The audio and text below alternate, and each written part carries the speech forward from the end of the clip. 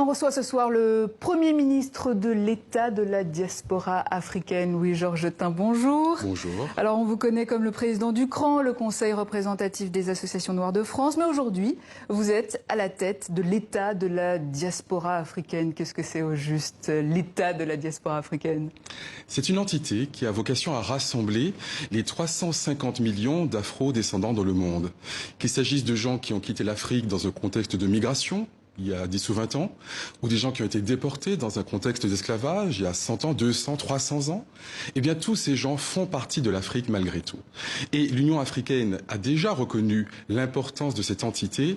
Il fallait maintenant transformer une réalité qui était dans la Constitution en une réalité effective. Oui, c'est ainsi que lors du dernier sommet à l'Union africaine en Mauritanie, nous avons lancé l'État de la diaspora africaine. Oui, avec le président Mohamed Ould Abdel Aziz. Mais c'est une véritable déclaration de sécession, d'indépendance que vous nous faites là, Louis-Georges Tin. C'est une déclaration de rassemblement. Vous savez que tous les gens qui ont quitté l'Afrique ont toujours voulu, sinon rentrer en Afrique, en tout cas garder des liens avec leurs origines. C'est ce que disait d'ailleurs cette dame tout à l'heure. Donc l'idée, c'est en effet de renforcer l'Afrique par la diaspora et la diaspora par l'Afrique. Et vous en êtes le Premier ministre. Pourquoi vous?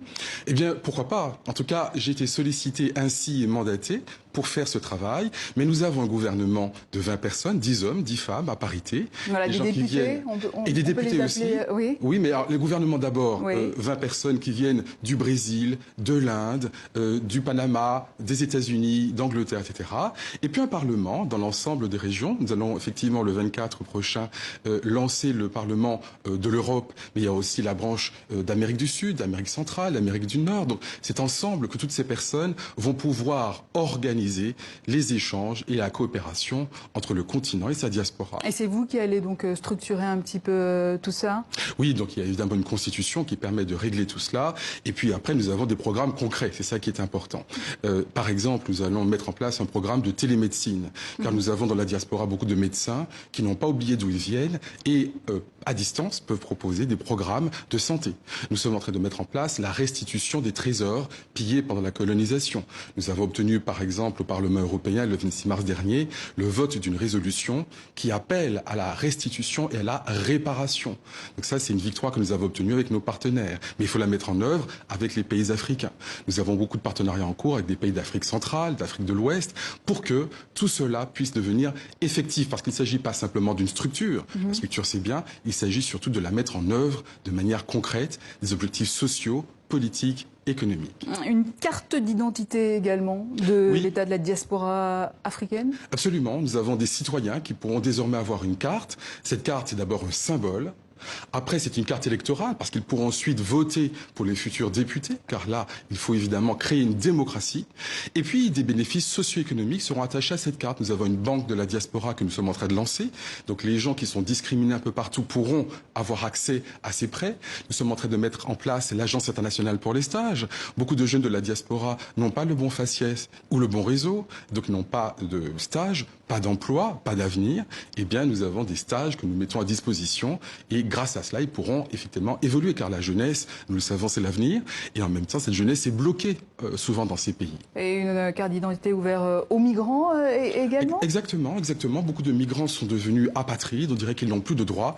Eh bien, avec cette solidarité que nous mettons en place, il y aura des outils juridiques mis en place par la carte, et puis des bénéfices sociaux, des accompagnements. Donc il y a toute une panoplie de programmes sociaux, économiques. Nous avons dans la diaspora des talents extraordinaires.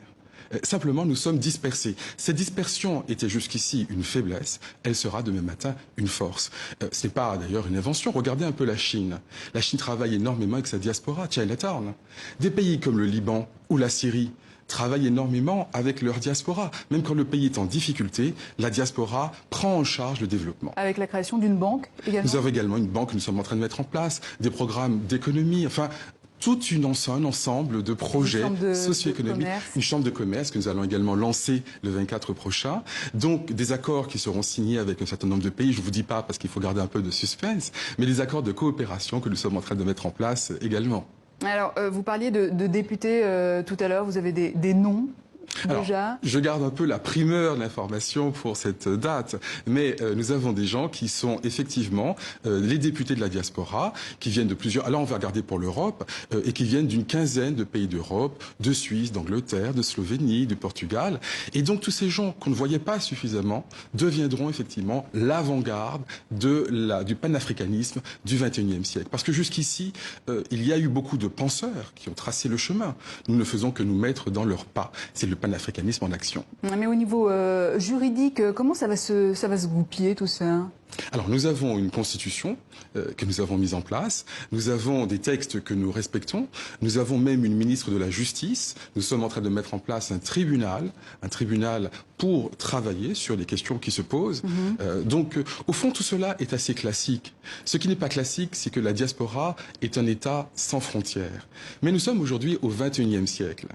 Au XXIe siècle, les gens souvent, eh bien, ils voyagent, ils sont migrants, ils sont dans le monde entier, et il y a Internet. Donc, on ne peut pas raisonner de la même façon qu'au XIXe siècle. C'est comme les journaux.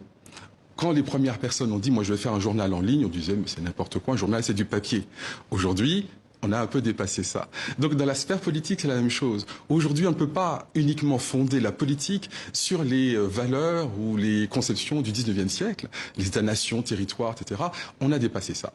Louis-Georges Tain, merci. Je rappelle que vous êtes Premier ministre de l'État de la diaspora africaine et bonne chance à vous pour votre mandat.